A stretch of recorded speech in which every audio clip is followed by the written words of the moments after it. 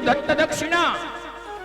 ભાઈ આની અંદર વિદ્વતાનું કઈ નહીં રહીએ. જે મીઠું મીઠું બોલતો હશે એ વિદ્વાન કહેવાશે. જે ચાપલું ચાપલું બોલતો હશે, વાહ ભાઈ વાહ યજમાન, તમે આનંદ, તમે આવા, એને બધા યજ્ઞ યજ્ઞાદિકના આચાર્યો બનાવશે. અને ઓલો જે વિદ્વાન હશે એની સાથે હશે. અધિક વિદ્યા આચાર્યો બીજો દત્ત દક્ષિણા. આજ કોઈ તો અમને આવીને કોઈ પૂછે કે ભાઈ આવી ડાઈ વાત શું કામે કરો છો, અમે એક જ કહેશી, ભાઈ આ વારા પરિવાર હમણાં ખબર આપી દઈએ એટલે આ કાલથી કોઈ ભેગા નથી થવાના. અમે અમારા રસ્તે, તમે તમારા રસ્તે. ફોન આવે એટલે એટલું કહી દઈ, ભાઈ આજ તો અમે બીજે પ્રારંભ કરી લીધો, આજ સમય નથી. આજ કહે છે અધિક વિદ્યા આચાર્યો ઋત્બીજો દત્ત દક્ષિણા. દક્ષિણા આપી ત્યાં કર્મ પૂરું. ઓલા એમ કહે, મારા પંડિત, મારા 7 દી મેં તમને હારે ભોજન કરાવ્યું, હવે તો આવો જરાક જોવા. વિદ્વતાનું કોઈ માપદંડ નહીં રહે કે આ વિદ્વાન છે એને આ વસ્તુ સોંપો. પછી કહે છે કલિયુગ ની અંદર આયુષ્યનો કોઈ સમયગાળો નક્કી નહીં રહે, કેટલા વર્ષ મનુષ્ય જીવશે. અત્યારે કલિયુગે કલિપતમ ચરણે હજી તો પેલું ચરણ છે, ત્યાં આપણે 70 થી 60 માં આવી ગયા છે. 70 વર્ષનો કોઈ જાય, 65 70 નો જાય એટલે આપણે કે ઓહો સારું ઘણું જીવ્યા, અને ઘરનાને દીકરા વહુને આડા ના આવ્યા, સારું સમય હાઈલા ગયા. ઓલા 85 ને એવું ગયા, બાપડી ક્યાંક જવું હોય, કંઈક પહેરવું ઓઢવું હોય, ઓલી અંદરથી ખોખારો ખાય ડોસીમાં. ત્યાં તો ઓલીને ડ્રેસ પહેરવો હોય કયો, અને સાડી પહેરીને જવું પડે.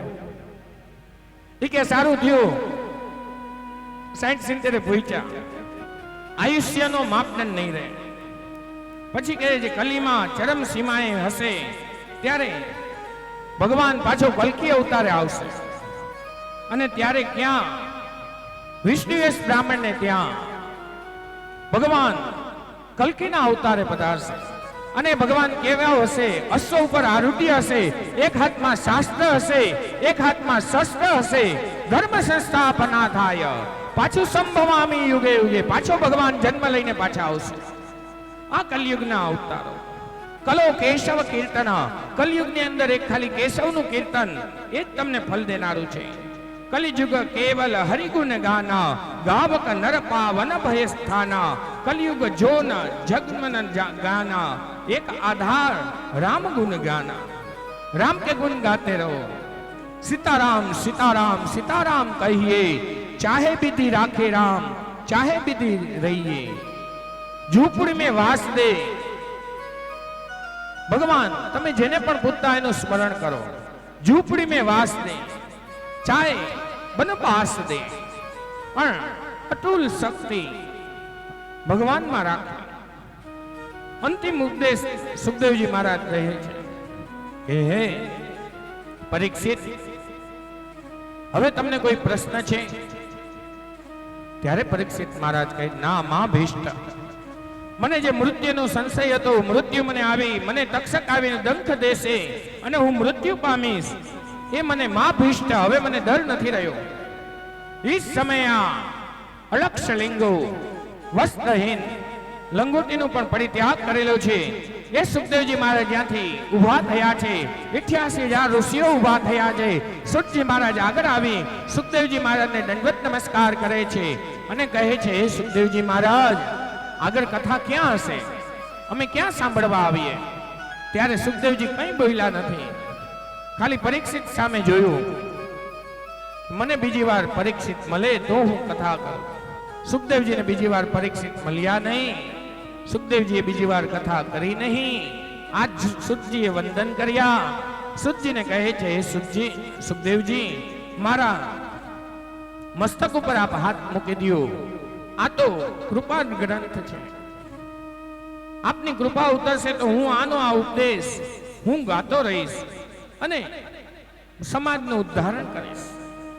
આવ્યા ત્યારે જે ગોપીઓ, જે ગ્વાલ, ગાંડો આવ્યો ગાંડો આવ્યો ગાંડો આવ્યો કરીને જે માટી ફેંકી હતી, પથ્થરો ફેંક્યા હતા, ઈની ગોપીઓ, ઈના ઈ ગ્વાલ 88,000 મુનિઓ બધા દંડવત નમસ્કાર સાષ્ટાંગ પ્રણામ કરવા લાગ્યા. પેલી ગોપીઓ તો આવીને ગ્વાલણોએ તો આવીને પોતાના દીકરાને આમ જાણે નારિયેળ રડાવતા હોય એમ રડાવવા માંડ્યા કે અમને માફ કરજો, અમને માફ કરજો, હે પ્રભુ અમે તમને યથાવત સ્વરૂપમાં જાણી ન શક્યા. સુખદેવજી ત્યાંથી ગયા. આ તરફ તક્ષક મહારાજ એક બ્રાહ્મણના સ્વરૂપમાં આવી રહ્યા હતા. ત્યારે એને એક બીજા બ્રાહ્મણ બતાડા. એ બ્રાહ્મણ ને વિચાર તક્ષક ઓલા બ્રાહ્મણ ને પૂછે છે, તમે ઉતારવા પદે ક્યાં જાઓ છો? ત્યારે જ્યારે પરીક્ષિત મહારાજ ભગવાનનું ધ્યાન ધરતા હોય છે ત્યારે 12મો સ્કંદ 6થો અધ્યાય 2જો શ્લોક, સિદ્ધોસ્મિ ગણિતોસ્મિ ભવતા કરુણાત્મના શ્રાવિતો યશ્મે સાક્ષાત નાદિનમ નિધોહરી, ભગવાનનું સ્મરણ કર્યું. આ તરફ પરીક્ષિત મહારાજ તો ભગવાનના સ્મરણમાં છે. પેલી તરફ બ્રાહ્મણના રૂપમાં તક્ષક આવી રહ્યા છે. એની સાથે એક બીજો બ્રાહ્મણ પણ ઉતારવા પગે ચાલી રહ્યો હતો. તક્ષકને થયું કે મને જવાની ઉતાવળ છે, આને કેમ ઉતાવળ છે? એને પૂછ્યું, ભાઈ તમે શું કામ જાઓ છો? તો કહે છે, મારી આગળ સંજીવની વિદ્યા છે. તક્ષક ભલે એને કઈડે એની કરતા અલ્પ સેકન્ડની અંદર હું પાછો એને ઉભો કરી દઈશ. તક્ષક પણ વિચારે, મારું કાલકૂટ નામનું ઝેર, આના ઉપર કઈ ઝેર નથી, સુપર ઝેર આને કઈ, અને એની સામે આવું રક્ષણ, આવી સેફટી. એ કે એમ કરો, તમે શું કામ જાઓ છો? એ કે મને હું એને સજીવન કરું, એ કઈ દાન દક્ષિણા આપે અને અમારે યજ્ઞાદિક પૂર્ણ થાય. તક્ષક કહે, એમ કરો હું તમને જોઈ એટલી દક્ષિણા આપું, તમે અહીંથી જાઓ. ત્યારે કહે છે, એ સમય પરીક્ષણ કર્યું. હમણાં જ અમે લોકો સ્થાન ઉપર, હું ભાઈ યોગેશભાઈ દિનેશભાઈ ગયેલા. સોમનાથની પાસે ગામ છે, જે વૃક્ષ ઉપર એને ડંખ માર્યો હતો એ વટવૃક્ષ. આજની તારીખે એમાં સફેદ પત્તા છે વટવૃક્ષના. અહીંયા જવું હોય તો પણ હાલીને આમ જંગલમાં જવું પડે. ધન્વંતરી ભગવાનનું એક જ મંદિર, જ્યાં કુંભ લઈને ભગવાન પધાર્યા હતા, એ મંદિર પણ ત્યાં આવેલું છે.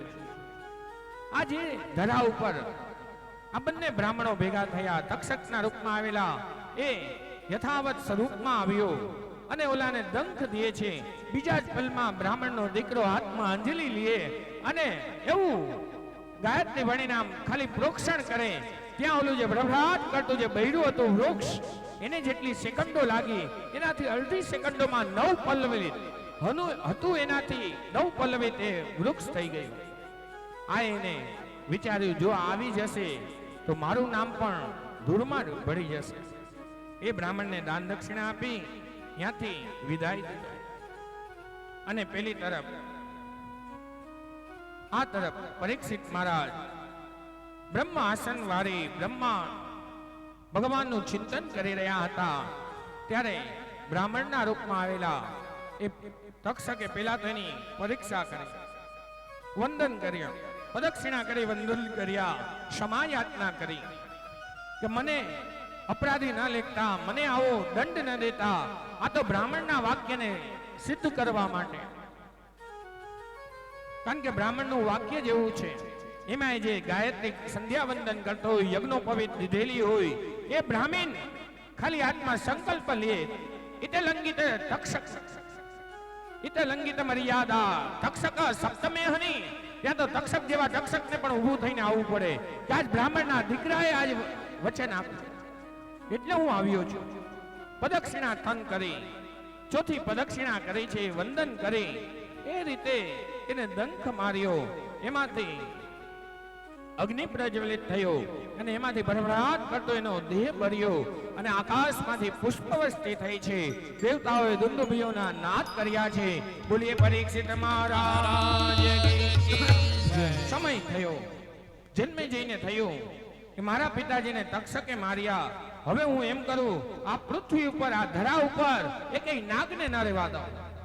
એને નાગ યજ્ઞ પ્રારંભ કર્યો. ત્યારે એને સમજાવ્યો કે હે જન્મી જઈ, આ તો ભગવાનનું કાર્ય હતું, એ નિમિત્ત હતા, એમાં તારે કઈ કરવાનું ન થાય. ત્યારે શાંત થયો, ભગવાનની વંદના કરી. આ તરફ સુતજી મહારાજ પણ 88,000 ઋષિમુનિઓને કહે છે, હે ઋષિમુનિઓ, અહીંયા 12 સ્કંદ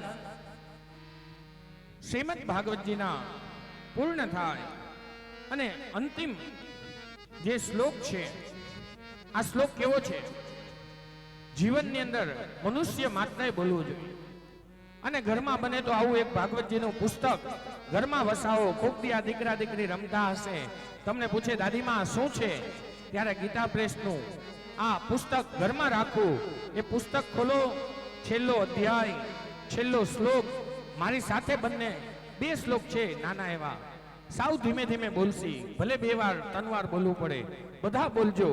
ભગવાનની જેવી પરીક્ષિતને પ્રાપ્તિ થઈ એ જ રીતે આપણને પણ પ્રાપ્તિ થાય અને ભવો ભન આપણે ભગવાનના ભક્ત થાય. પછી આ કૃષ્ણ કહો, વિશ્વનાથ કહો, જે કહો એ ભગવાન છે. 13મો અધ્યાય 22મો અને 23મો શ્લોક. ભવે ભવે યથા ભક્તિ, બોલો ભવે ભવે યથા ભક્તિ, ભવે ભવે યથા ભક્તિ, ભવે ભવે યથા ભક્તિ, પાદયોસ્તવ જાયતે, પાદયોસ્તવ જાયતે, પાદયોસ્તવ જાયતે, પાદયોસ્તવ જાયતે, તથા પુરુષ દેવેશ, તથા પુરુષ દેવેશ, તથા પુરુષ દેવેશ, તથા પુરુષ દેવેશ, નાથત્વં નો યત પ્રભો, નાથત્વન્નો યથા પ્રભો, નાથત્વં નો યત પ્રભો, નાથત્વન્નો યથા પ્રભો, નામ સંકીર્તનમ યસ્ય, નામ સંકીર્તનમ યસ્ય, નામ સંકીર્તનમ યસ્ય, નામ સંકીર્તનમ યસ્ય, સર્વ પાપ પ્રણાશનમ, સર્વ પાપ પ્રણાશનમ, સર્વ પાપ પ્રણાશનમ, સર્વ પાપ પ્રણાશનમ, પ્રણામો પ્રણા- દુઃખ શમનમ, પ્રણામો દુઃખ શમનમ, પ્રમાણો દુઃખ શમનમ, પ્રણામો દુઃખ શમનમ, નમામિ હરિમ પરે, તમ નમામિ હરિમ પરમ, તમ નમામિ હરિમ પરમ. તમ નમામિ હરિમ પરમ. આ 2 શ્લોક અવશ્ય ગાવા. અમે હવે કન્ટિન્યુઅસ ગાય.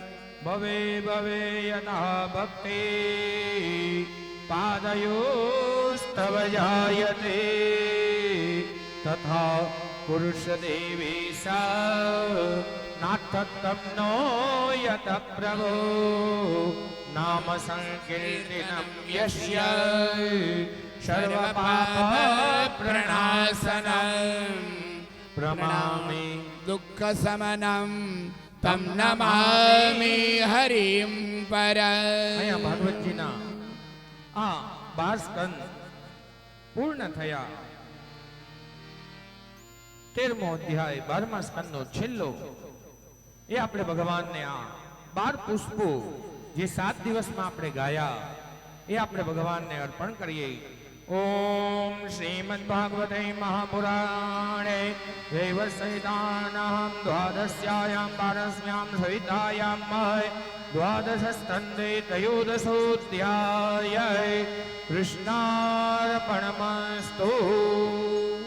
હવે સુતજી મહારાજ 88,000 ઋષિઓને પૂછે છે કે આ 7 દિવસમાં હું જે કથા ગાઈ ગયો તમને યાદ રહી કે નહીં? ત્યારે બધાએ તાલી પાડી, લે આ યાદ રાખવાની હતી. ઈ કે આ યાદ રાખવાની હતી તો પેલા કેવું હતું ને અમે કાગળ પેન લઈને બેઠા દરરોજનું લખત કે ભાઈ આ દિવસે આ ગાયું, આ દિવસે આ ગાયું, આ દિવસે આ ગાયું. અને ઘણીવાર આપણા વડીલો એમ કે આજ ઊંડીનો અધ્યાય છે એ સાંભળી એટલે સાથે સાથીનું ફળ મળી જાય. અને જો ઊંડીના અધ્યાયથી જ ફળ મળતું હોત તો વારા પરિવાર પણ એમ કે ભાઈ આ 2-3 કલાકનો ઊંડીનો અધ્યાય વાંચી જાઓ, અમારા પિતૃઓને એનું ફળ મળી જાય છે. તો આ 7 દી હાંચવા, 7 દી મારા વાલા કરવા, 7 દી એનું ધ્યાન રાખવું, આ બધું શક્ય નથી. તો ઊંડીનો અધ્યાય વાંચી જાઓ. એવું નથી. આ ઊંડી એટલે શું? આજ કહે છે કે 7 દિવસ જે હું આ બોલી ગયો એ હું તમને ચંદ મિનિટોમાં તમારી પાસે પાછો ગાઈ જાઉં છું. આ રિવિઝન જેને આપણે કહી કે ભાઈ તમને આપ્યું હતું, તમને યાદ છે કે નહીં? આજ સુજી કહે છે 7 દિવસ જે બોલ્યો એ હું ચંદ મિનિટોમાં બોલ્યા. નમો ધર્માય મહતે નમો કૃષ્ણાય વેદસે. આ જ્ઞાન યજ્ઞની શરૂઆત ક્યાંથી થઈ? તો મહાત્મ્યથી. મહાત્મ્યમાં કોની કથા આવે? મહાત્મ્યમાં 2 કથા આવે. પેલા ભાગમાં જ્ઞાન વૈરાગ્ય ભક્તિની, બીજામાં ધુંધુકારી આત્મદેવ બ્રાહ્મણ અને ગોકર્ણની કથા. અને એના પછી યજમાનોને પાડવાના નિયમો. ત્યાં 6 અધ્યાય પૂર્ણ થાય. 539 એના શ્લોક છે એ ત્યાં પૂર્ણ થાય. પદ્મ પુરાણનું આ મહાત્મ્ય. પછી કહે છે પ્રથમ સ્કંદ અધિકાર લીધા. આમાં શું કાર્ય આવે? તો કહેવાય અધિકારી કોને કેવો હોવો જોઈએ? વ્યાસજીએ જવાબ આપ્યો. વ્યાસજી શ્રીમદ ભાગવતની રચના શું કામ કરી? પેલા ધર્મનું સ્વરૂપ સમજાવ્યું, પછી ભાગવતનું સ્વરૂપ સમજાવ્યું. વ્યાસજીએ આત્મસંતોષ થયો ત્યારે એને ભાગવતની રચના કરી. વ્યાસજીએ સમાધિ ભાષા, સમાધિમાંની રચના કરી. શરૂઆતમાં મહાભારતની કથા, ભીમસેન અને દુર્યોધનની વચ્ચે જે યુદ્ધ થયું હતું ત્યાંથી પ્રથમ સ્કંદની પેલી કથાઓ આવી. કલિયુગ આવ્યો એની કથા, શ્રાપ લાગ્યો પરીક્ષિતને એની કથા. બીજો સ્કંદ એમાં સાધુ બધા ના પાડી રહ્યા હતા કે 7 દિવસમાં મોક્ષ ન મળે. એની વચ્ચે લંગોટી વગરનો મહાત્મા આવ્યો અને કહી ગયા ન શું મળે? ખટવાંગો નામ રાજર્ષિ. આ ખટવાંગ નામના રાજાને મોક્ષ મળ્યો. હે પરીક્ષિત તને મળે. જીતસંગો જીતેન્દ્રિય, એ બધું સમજાવ્યું. ત્રીજો સ્કંદ સર્ગ લીલા. સુખદેવજી અને ભક્ત પુરુષોની કથાઓ આવી, વિદુરજીની કથાઓ આવી. વિદુરજીના આંગણે ભગવાન પધાર્યા, ભાજી આરોગી, કર્ણ સાથે વાર્તાલાપ કર્યો. કર્ણને કહ્યું કે તું આનો મોટો ભાઈ છો, તું આની સાથે આવી જા તો યુધિષ્ઠિર તને રાજગાદી ઉપર બેસાડશે. ભીમસેન તને પાકમાં પાવખા પહેરાવશે. આ અર્જુન આવી તને ભોજનિયા કરાવશે. આ સદેવ નકુલ આવી તને વીજળો વાળશે. ત્યારે કર્ણ કહે છે ના, હું તો આની સાથે જ રહીશ. એ કથાઓ, દેવહૂતિની કથાઓ એ બધી આ કપિલ સિદ્ધવજને પામ્યા. ચોથો સ્કંદ વિસર્ગ લીલા, આકૃતિ પ્રકૃતિ પ્રસૂતિ આદિની કથા, સતી ભવાનીની કથા અને સતી પિતાના ઘરે ગયા, બરીને ભસ્મ થયા એની કથા. બીજા જન્મમાં એ પાર્વતી બનીને આવ્યા, ભગવાનને પરણ્યા. એના 2 દીકરાઓ હતા, દેવવ્રત અને ઉત્તાનપાદ. એની કથા. રૂ ની કથા આવી. મહિમા સમજાવ્યો, નામનો મહિમા સમજાવ્યો. 5 મહિનામાં એને ભગવાનને પ્રાપ્ત કર્યા. અંગ નામના વેદ, પૃથુ, પ્રાચીન બ્રહી, નારાયણની કથા, પૂરું આખ્યાન આવ્યું. એમાં ચોથો સ્કંદ પૂર્ણ થયો. પંચમ સ્કંદ એમાં પ્રિયવ્રત, ઉત્તાનપાદ, પ્રિયવ્રતના દીકરાઓની કથા આવી. અગ્નિધરના દીકરા જંગલમાં ગયા એની કથા, વૃષભદેવની કથા, ભરતની કથા, જળભરતની કથા. એ હિરણ થયા, એમાંથી આ ભરતખંડ નામ પડ્યું એની કથા. ષષ્ઠમ સ્કંદ. ષષ્ઠમ સ્કંદમાં પ્રજાપતિઓની કથા, પ્રચેતાઓની કથા, 10,000 દીકરાઓની કથા. નારદજી દ્વારા એ બધા જંગલમાં ગયા એની કથા. અદિતિની કથા, તુષ્ટાની કથા, વત્રાસુરની કથા આવી. છઠ્ઠો સ્કંદ પૂર્ણ. 7મો સ્કંદ. 7મા સ્કંદમાં પ્રહલાદની કથા. ભગવાન એના ઉપર પધાર્યા અને સ્કંદમાંથી પોતે પ્રગટ થયા અને આ મૂર્તિ પૂજાનું મહત્વ બતાવ્યું કે મૂર્તિમાં તો બ્રાહ્મણનો દીકરો આવીને પ્રાણ પૂરે છે. આ તો નર્સ ચેતનમાંથી હું આમાંથી પણ પ્રગટ થાવ તો પણ હું આવું. પરીક્ષિતને વિનંતી કરી મન્વંતરોની કથા બતાવી. ગજેન્દ્ર મોક્ષ આદિની હરિ અવતાર, સમુદ્ર મંથન, ધન્વંતરી કુંભ લઈને આવ્યા. મહાલક્ષ્મીની કથા, અમૃત કલશ આવ્યો, એ બધી કથા બતાવી. દેવતાઓને અમૃત પીરાવ્યું. એની વચ્ચે રાહુ અને કેતુ આવ્યા, એને પણ પીધું. શુક્રાચાર્ય વિશ્વજીત યજ્ઞ કરાવ્યો, એના દ્વારા વામનજીની કથા બતાવી. અષ્ટમ સ્કંદ 9 ત્યાં પૂર્ણ થયું. 9મ સ્કંદ એમાં શ્રાદ્ધ નામના મુનિ, એમની પત્ની નગ સલ્યાતી, એને ત્યાં દીકરીઓ થયા. સુકન્યા નામની એને ત્યાં પતિ શૈવ્ય થયા, એને ત્યાં ચમન મુનિ થયા. ચમન મુનિની આંખો ફાડી એની સાથે પોતાનું જીવન વિતાવ્યું અને એની સાથે રહી. એને ત્યાં અમરીશ રાજાની કથા, અમરીશને ત્યાં દશરથ, દશરથને ત્યાં ખટવાન, ખટવાનને ત્યાં દીર્ઘબાહુ, દીર્ઘબાહુને ત્યાં પૃથુસ્રવા, પૃથુસ્રવાને ત્યાં અજ, અજને ત્યાં મહારાજા દશરથ, મહારાજાના તન લગ્ન થયા. કૌશલ્યા, કૈકેયી અને સુમિત્રા, એને ત્યાં 4 વ્યુહમાં ભગવાન આવ્યા. રામ, ભરત, લખનરાય અને શત્રુઘ્ન, એની કથા બતાવી. એક જ અધ્યાયમાં રામાયણ પૂર્ણ કર્યું. હવે 10મા સ્કંદમાં પ્રવેશ કરીએ. 10મા સ્કંદમાં પેલવેલા મથુરા નગરીથી પ્રારંભ કર્યો. આકાશવાણી થઈ, એને મારવા ગયો ત્યારે કહ્યું કે આને હવે માર નહીં, આ મારી પત્ની છે, એમની કથા. પછી નંદ મહોત્સવ થયો, એની કથા. મહાલક્ષ્મી પધાર્યા, ત્યાં પૂતના પધારી, અઘાસુર આવ્યો, વ્યાસુર આવ્યો, બકાસુર આવ્યો, એ બધાની કથા. નંદ ભવનમાં આનંદ થયો. વ્રજવાસીઓ આદિ ગર્ગાચાર્ય આવી નામકરણ કર્યું, એની કથા. દામોદર લીલાની કથા કરી દરજીઓ. પછી ત્યાંથી જ્યારે વિદાય થયા ત્યારે જ્યારે મથુરામાં પ્રવેશ કર્યો, દરજીઓ ઉપર કૃપા વરસાવી, વાણિયાઓ ઉપર વરસાવી, એ બધી કથા. કંસને માર્યો, માતા પિતાને છોડાવ્યા, નાનાજીને રાજ સિંહાસન ઉપર બેસાડ્યા, એ કથા. પછી ગુરુજીના આશ્રમે ગયા, એ કથા. ત્યાં પડે ચારો વેદ શાસ્ત્ર મહિના ચારોમે ભણીને આવ્યા. પછી દ્વારકા વસાવ્યું. પછી દ્વારકામાં બધાને રાતોરાત મોકલ્યા. આ તરફ જરાસંધ અને કાલિય બનાવ્યા. ત્યાં રણછોડ રાય થઈને કેવાણા, રણ છોડીને ભાગ્યા, એ કથા. દ્વારકા નિર્માણ થઈ, 16,108 લગ્ન થયા, એ રૂપા, એ કથા. સતકુલી જ્યારે ભાગરૂપ, પોતાનો કુલ જ્યારે ભાગરૂપ લાગ્યો ત્યારે બ્રાહ્મણો દ્વારા શ્રાપ પાવ્યો, એમાંથી બધાને મુક્ત કર્યા, એ કથા. ઉદ્ધવને અંતિમ ઉપદેશ આપ્યો, હવે તમે ભાગવતજીમાં પધરાવો. સુખદેવજીએ અંતિમ ભવિષ્ય કથન કર્યું, કલયુગની અંદર શું શું થશે, એ બધી કથા. પરીક્ષિત પદ્માસન વાળીને બેઠા, તક્ષક આવીને નાગ દીધો, એમાંથી ડંખ દીધો, એમાંથી પરીક્ષિતમાંથી અગ્નિ ઉત્પન્ન થયો અને આકાશ તરફ પ્રસ્થાન થયો 7 દિવસમાં. હે ઋષિ મુનિઓ, આનાથી વધારે મેં ગાયું છે. ત્યારે ઋષિ મુનિઓ કે વાહ, સતમ જીવે મે સદદા, સતમ શેણુયામ સદદા. તમે ચિરંજીવી થાઓ, તમે લાંબુ જીવો, બસ આ રીતે જ જીવો. અહીંયા શ્રીમદ ભાગવતજી મહાપુરાણ પૂર્ણ થાય. એક તરફ આ પૂર્ણ થતું હોય, એ જ સમયે ભગવાન આપણા પિતૃદેવ એ પણ વિચારતા હોય કે આજ મારા દીકરા હોય, આજ મારા બધાએ કેટલી સુંદર રીતે મારું આ બધું પૂજન અર્ચન કર્યું. એ જ સમયે એ પણ આકાશ મંડળમાંથી આજે અમી વૃક્ષી કરતા હોય કે વાહ, બંને દીકરાઓ ખાલી આગળ નિમિત્ત થયા, પણ એને તો પોતાના 7 પેઢીના પિતૃઓને તાર્યા.